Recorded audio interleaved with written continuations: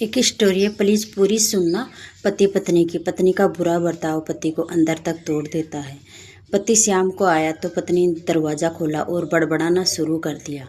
तब पति हाथ धोकर टेबल पर बैठा और बोला, मुझे खाना दे दो। तो पत्नी बोली कि खा लो खुद ही, मुझे तो नींद आ रही है, सोने जा रही हूँ। पति ने थोड़ा बहुत खाया और सो गया। नींद तो नहीं आई क्योंकि पत्नी का बुरा बर्ताव दिनों दिन बढ़ता ही जा रहा था। फिर सुबह उठकर पति ने नहा धोकर टेबल पर बैठा और बोला, मुझे खाना दे दो। तो पत्नी बोली, बाहर खा लेना, मुझसे नहीं बनता है।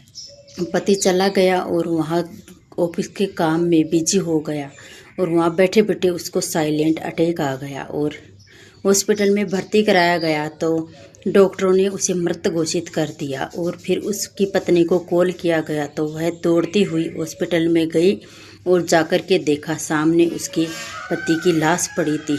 वह जाकर के अपने पति, उसके पैरों तले जमीन खिसक गई। फिर वह लाश को हाथ लगाकर हिला हिला कर बोल रही थी कि प्लीज़ उठ जाओ ना, प्लीज़ उठ जाओ ना, मैं आपका कहना मानूंगी, खाना भी दूंगी समय पर, कभी लड़ाई झगड़ा नहीं करूंगी।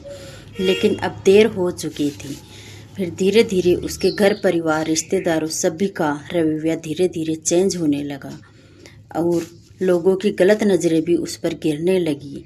एक दिन तो उसे घर से बाहर निकाल दिया गया। वह रोड पर आ गई। उसे अपने बच्चों के लिए नौकरी भी करनी पड़ी और अपने पति की एक एक बात उसे रोज़ रोज़ याद आती थी। कैसे वह उसे रानी की तरह रखता था। इसलिए कहते हैं, पति होता है तब सब साथ होते हैं और जब पति नहीं रहता है तो कोई भी साथ नहीं होता है। इसलिए कहते हैं, अपने रिश्ते की कदर कीजिए, अपने जीवन साथी की अहमियत समझिए। तो बात अच्छी लगी तो शेयर ज़रूर कर देना।